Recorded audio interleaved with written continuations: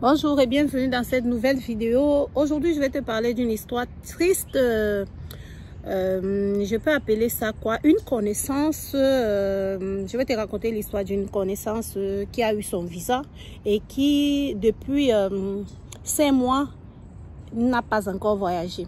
Je te raconte cette histoire. Moi, c'est Julie Oden-Nguna, pour ceux qui ne me connaissent pas.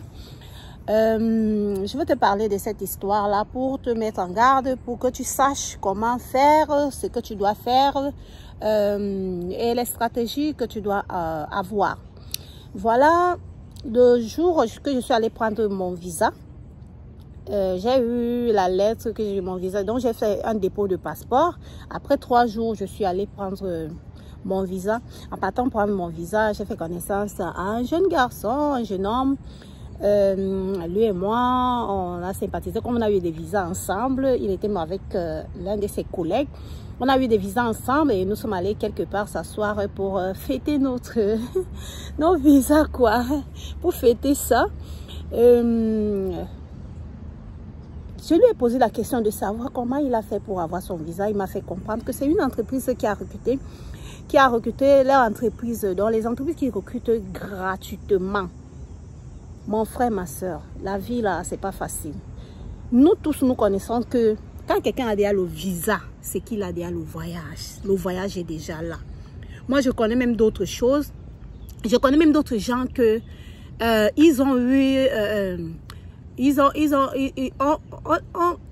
la personne était consciente que non, moi j'aurais mon visa. La personne a vendu tous ses biens, ses maisons et tout. Arrivé comme ça, la personne n'a pas eu son visa. Mais l'autre là, c'est à part. Mais celui-là, ma connaissance là, il est parti, il a eu le visa. Nous avons eu les visas ensemble. Nous sommes allés retirer nos visas ensemble. Mais présentement, depuis 4 mois, il est encore au pays.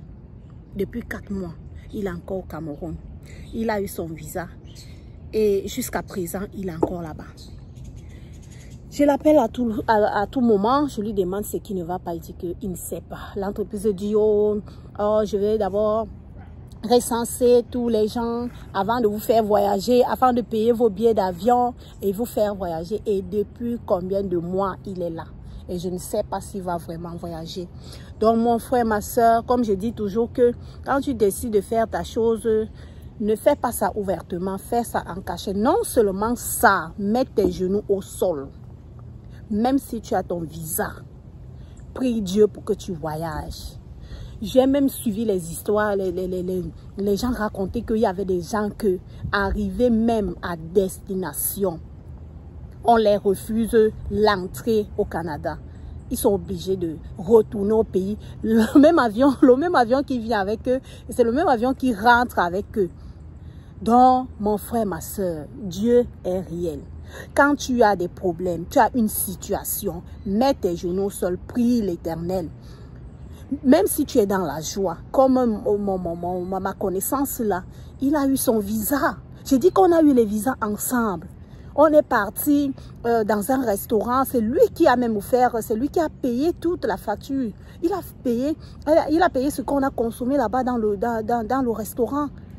Et présentement, il est encore au pays. Je ne sais pas ce qui se passe avec l'entreprise ou l'entreprise a décidé d'annuler les visas.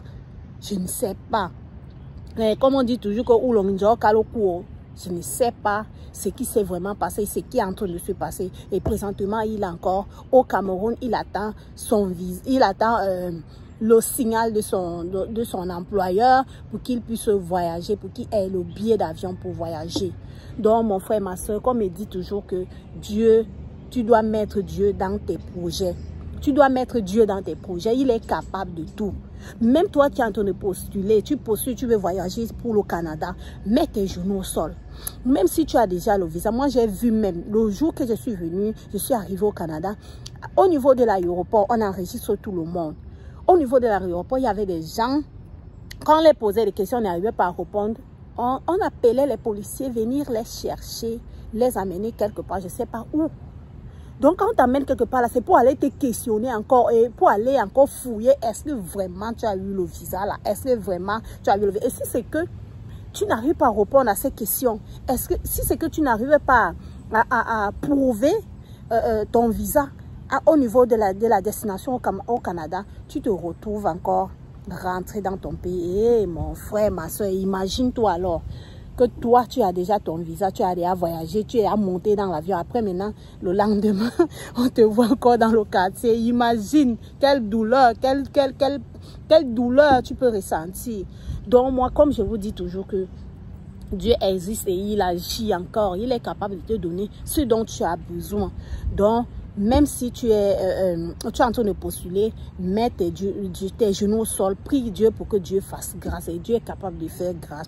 Mon frère, ma soeur, ce que j'avais à faire comme vidéo aujourd'hui, n'oublie pas de liker, n'oublie pas de t'abonner, n'oublie pas de cliquer sur la cloche de notification pour ne rater aucune de mes vidéos. Bonne journée à toi. Ciao, ciao.